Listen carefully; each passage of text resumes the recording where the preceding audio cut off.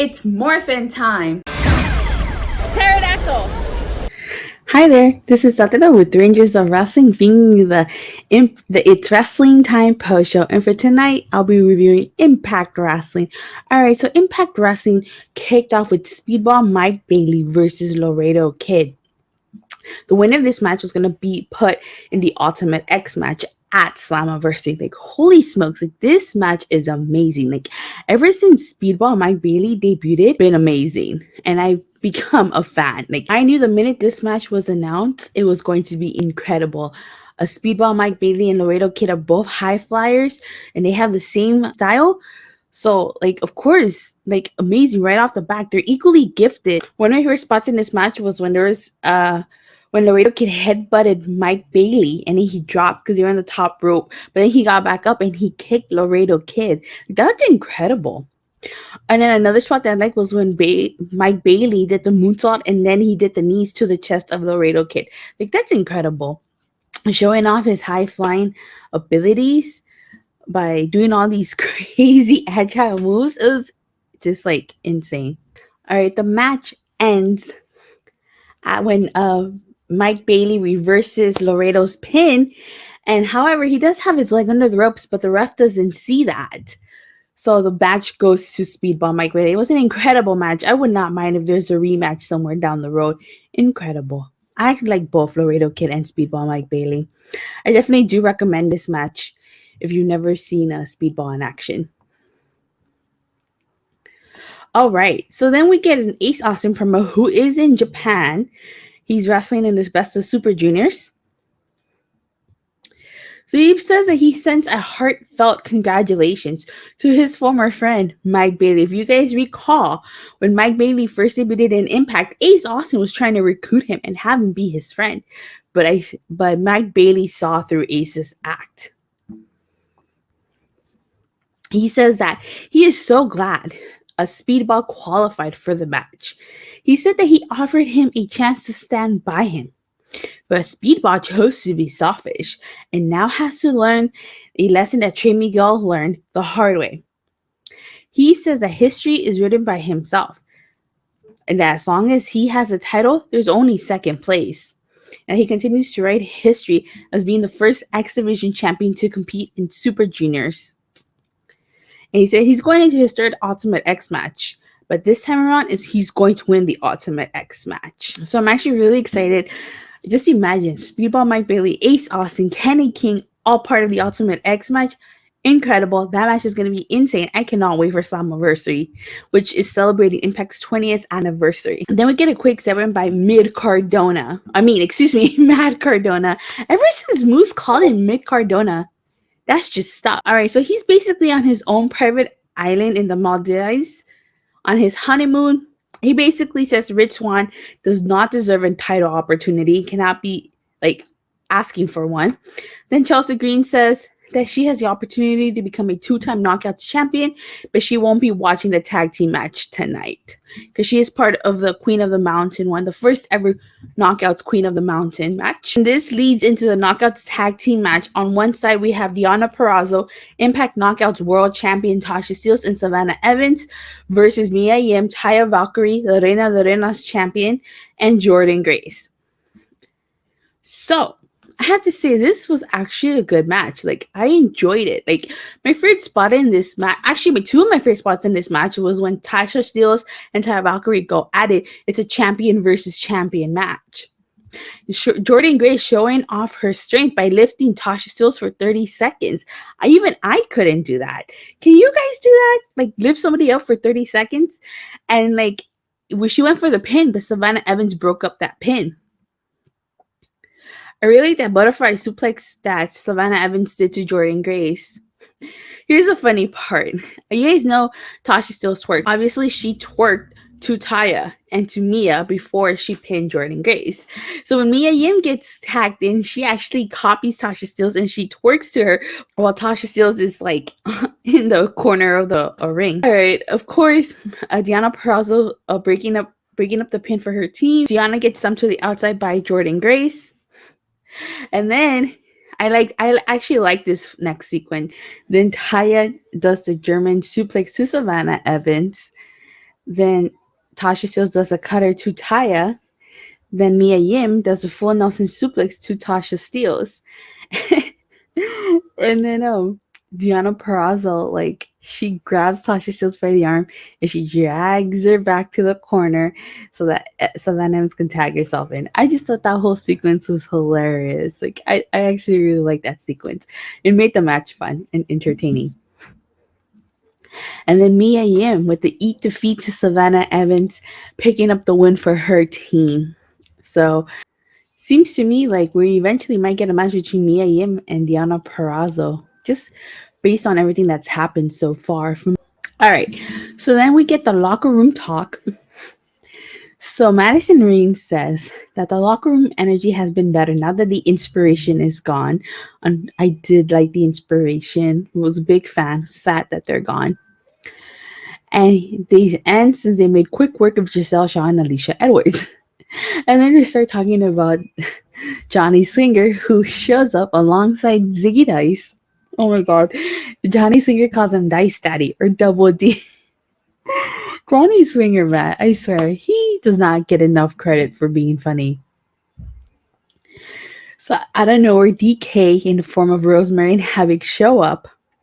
And Johnny Swinger and Ziggy Dice, they do this maneuver where they're just like, and they go like that with their glasses. So let me show you guys. So they look at each other and then they go like this. Which I thought was like so hilarious and stuff. Johnny Swinger, one of the undisputed kings of comedy and wrestling. So, like I said, Rosemary and Havoc show up and say that the influence has yet to beat them.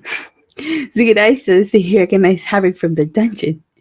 And then Madison Rain says that they need to prove themselves that they deserve a title shot because the last time DK lost their last match. Alright, then we get a Chris Sabin segment who says that he was this close to challenging Josh Alexander and that even though he's not, there's still a reason to throw out a challenge. He said 20 years ago they had a battle of the futures. And Chris Sabin challenges Frankie Kazarian to a match next week. So that's going to be an incredible match. I cannot wait. They had a match 20 years ago. And now, we're celebrating 20 years of Impact. So it makes sense. All right. So Eric Young gives a promo who says he remembers going to WrestleMania 3. He remembers seeing Ricky the Dragon Steamboat going up against Macho Man Randy Savage. And then he says that he started his independent wrestling career in 1997. And in 2004, him and Bobby Roode signed a contract without even reading it. They started off in Team Canada, where he didn't even talk. He got punked around by the coach, which was Scott D'Amore. He said then eventually he became afraid that he would get sent home, would not be making money. He says he's worked for people who wanted him gone, that he worked for people that he got along with. He worked for a crazy old man who couldn't see past his own nose, and he was discarded like a piece of garbage. But now he can be his pure self, the real Eric Young. He says he is now in someone's design or plan, and this is who he was meant to be. He said this world doesn't belong to anybody but to him.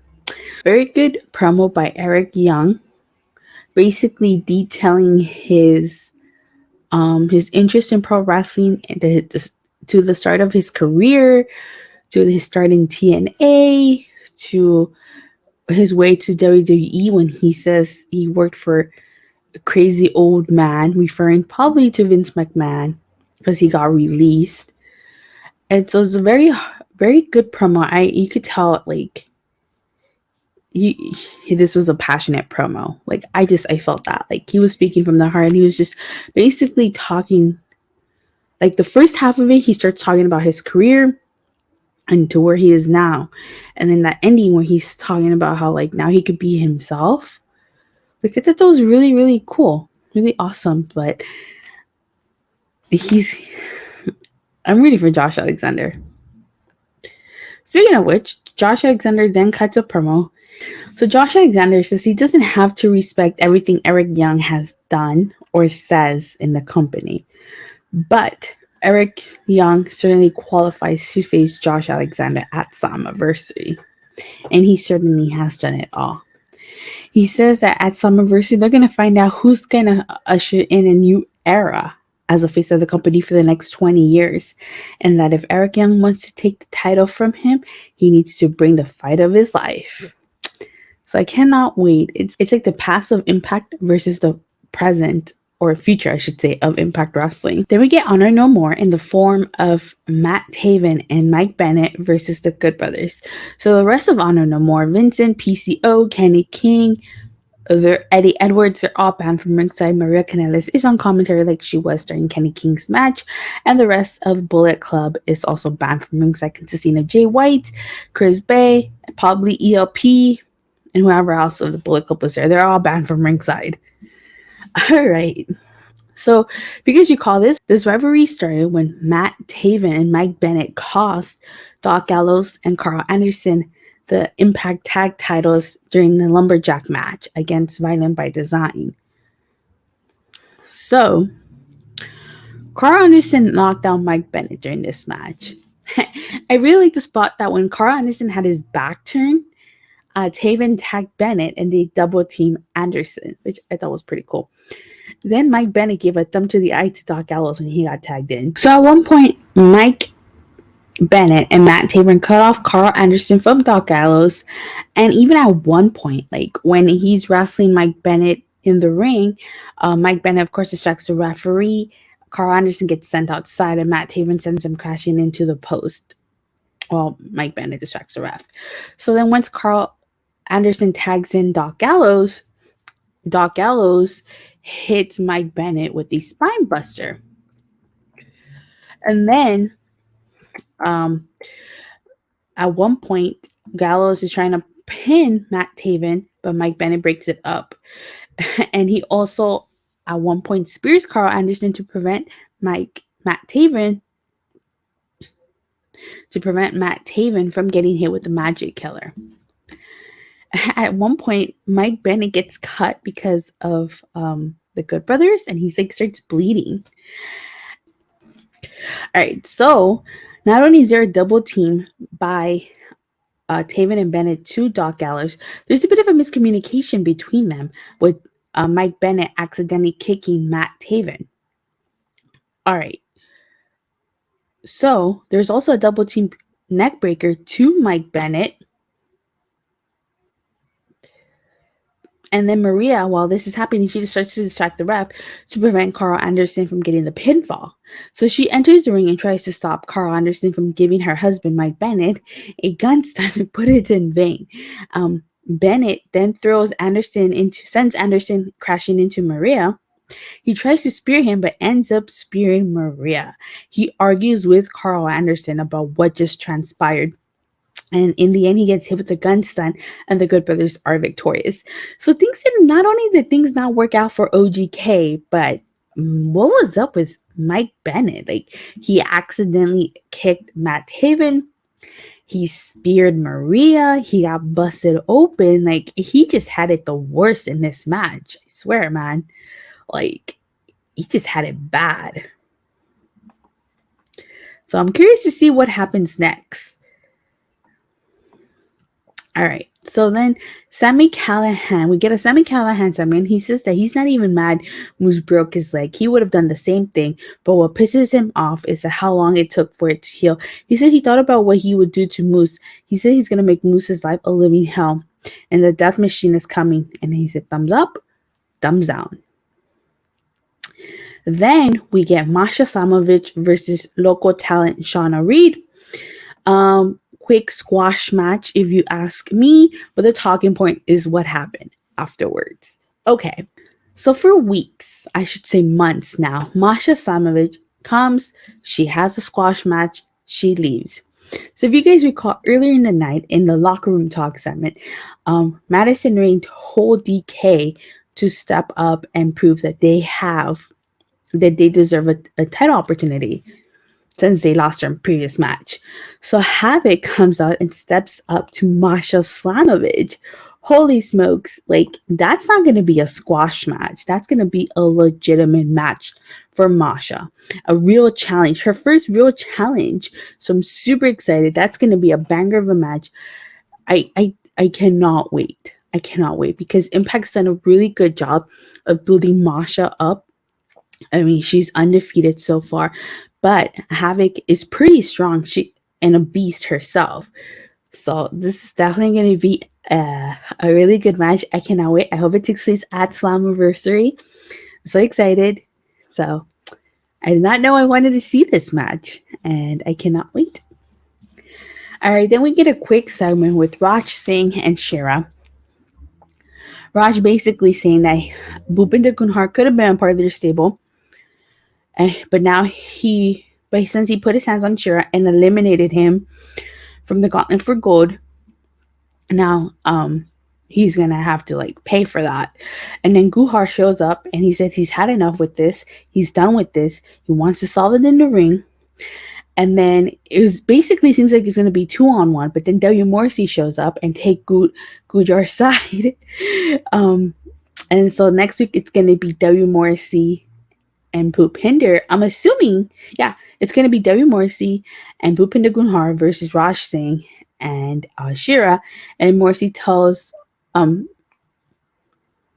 Bhupinder tells Morrissey that he doesn't need his help, that he could do it alone. But Morrissey tells him that it's okay to accept help when someone offers it. So very good ending quote by W. Morrissey, if you ask me. And then in the main event, it's the Impact Tag Team title match. It's the Briscoe brothers versus Bennett by Design. Now, at Rebellion, it was the team of Eric Young and Diener who went up against the Briscoe brothers. This time around, it's the team of Diener and Joe Dorian. Joe Dorian being a beast. One of the things that they put a focus on is that Joe Dorian has yet to be pinned or submitted to returning to Impact in November of 2020. So one of the things I really liked about this match is that they did a really good job of showing Joe Diener's dominance. Like he did not go down easy. Like Jay at the beginning tried to knock him down, but he did not go down. Most of the attention was focused on Diener. The Briscoes did a good job at isolating Diener. They even sent Diener to the outside. But like Joe Dorian was the X factor in this match. I mean, he really like helped his team to go up against the Briscoe brothers. I mean, at one point, Mark was in a 2-on-1 situation with Joe Dorian and Diener. And then, like, Joe Dorian, he helped take Jay to the outside. But it's also Joe Dorian that cost him the match because at the end, Joe Dorian prevented the Doomsday device from being hit to Diener. But while Diener had his attention on Mark, Jay rolled up Diener for the win and the Briscoe brothers retained. That did not sit well with Violent by Design, who attacked the Briscoe brothers at the end. Then Josh Alexander came out and he took out Joe Dorian and Diener, and he stared face to face with Eric Young. Then Diener and Dorian came out and attacked Josh, and then Briscoe brothers backed up Josh since he backed them up. So, I know this isn't WWE, but you guys know Teddy Long likes to make tag team matches, and I can see where this is going. It's going to be a tag team match now, player. Holla! It's probably going to be Josh Alexander and the Briscoe brothers versus Eric Young and Violent by Design. So it's going to be a good match. I cannot wait. I'm excited. The Build to Slammiversary is looking good, but with that being said, please don't forget to like and subscribe and make sure you hit that bell so you get notified whenever I go live or I release a new video. And I'll see you guys tomorrow after Friday Night SmackDown. Bye.